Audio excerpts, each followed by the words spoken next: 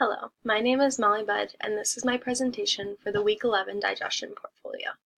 In this presentation, I will be focusing on the regulation of the gastric phase of digestion. Digestion has three main phases, with gastric phase being the second. The gastric phase follows the cephalic phase and precedes the intestinal phase of digestion. The gastric phase begins when your chewed and swallowed food reaches the stomach.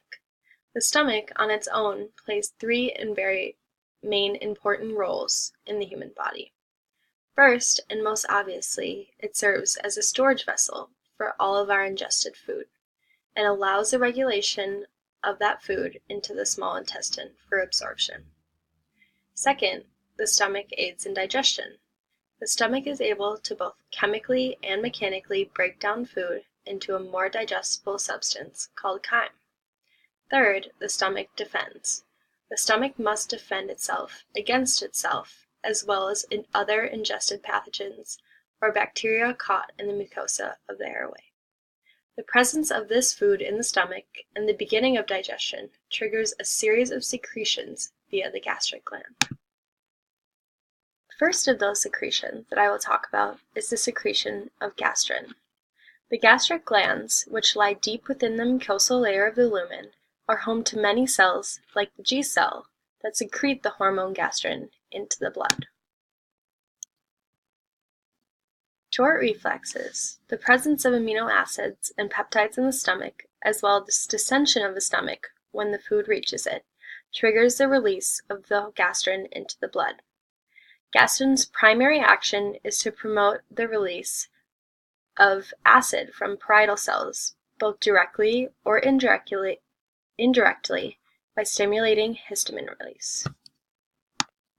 Next, I will talk about the acid secretions. I've already touched on the parietal cells that secrete the acid deep in the gastric glands. The gastric acid that is released is able to lower the pH of the stomach as low as to a pH of 1. The gastric acid serves a variety of roles, including the release of pepsin, which I will touch on later, as well as the release of somatostatin, which is something I'll also cover in the next slides.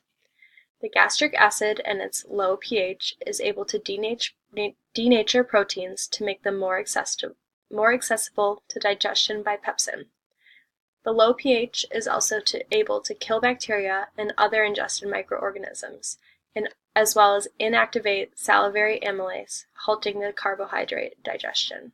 The pathway for this acid secretion is via a hydrogen-potassium ATPase pump, as well as a combination of chloride passing down the electrochemical gradient through open chloride channels. The combination of these two things produces the hydrochloric acid. Because some conditions cause the oversecretion of acid, there have been medications developed called proton pump inhibitors that stop the secretion of acid. The secretion of acid also produces bicarbonate, which is absorbed into the blood, allowing the blood leaving the stomach to be less acidic, aka acting as a buffer. I will now touch on the two main enzyme secretions that play a role in the gastric phase of digestion. Both pepsin and gastric lipase are secretions that are co-secreted, but both have very different roles in the phase. Pepsin carries out the initial digestion of proteins and is particularly effective on meat because of meat's collagen makeup. Pepsin is originally secreted as an inactive enzyme called pepsinogen by chief cells deep in the gastric glands. The chief cells are stimulated by acid and then release the pepsinogen. When the pepsinogen reaches the stomach, it is cleaved into the active pepsin by a hydrogen ion. Although gastric lipase is co-secreted with pepsin, it is the less active of the two enzyme secretions. Gastric lipase can break down triglycerides, however, only less than 1/3 of fat digestion actually occurs inside the stomach.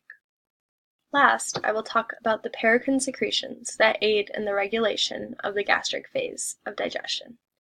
First, I will touch on histamine, which is released by ECL cells, also housed in the gastric gland, and is triggered by gastrin or acetylcholine. Histamine stimulates the parietal cells to release acid. The next paracrine secretion is intrinsic factor, which is secreted by the gastric parietal cells. Intrinsic factor plays a crucial role in vitamin absorption in the intestine because of its ability to form complexes with vitamin B12. Last is somatostatin, which is an extremely important paracrine secretion in the gastric phase. It is secreted by D cells in the stomach and is the primary negative feedback signal for the gastric phase. Somatostatin is able to shut down acid secretion directly and indirectly by decreasing gastrin and histamine secretions. It is also able to inhibit pepsinogen secretion. As you can see, the regulation of the gastric phase is a complex interaction of various feedback cycles that moves our ingested food through the stomach to be further digested inside of the intestine.